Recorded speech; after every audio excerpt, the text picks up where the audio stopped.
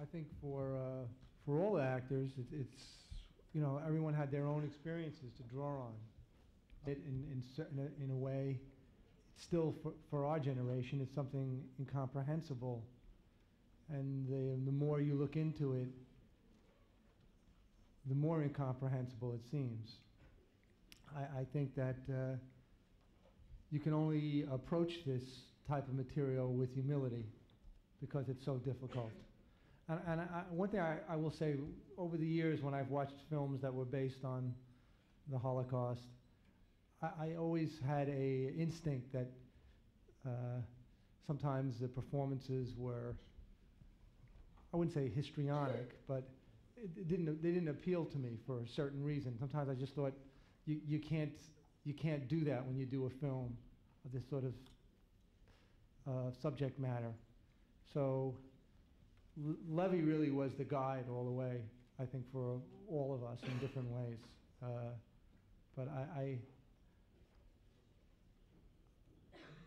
it's very hard to describe. You know, he has a moral restraint in his writing and a delicacy that marks you when you read it. And there's that little poem that's in the press thing where he says, you know, we longed to walk together free beneath the sun. And if you know, what you get from Levy's writing is that each person was a person who went through this and had a life and a family. And we all shared, you know, stories and photographs and research, and it's just something that's very, very difficult to approach. And I think that you can ask some of the other actors that, not just me. I know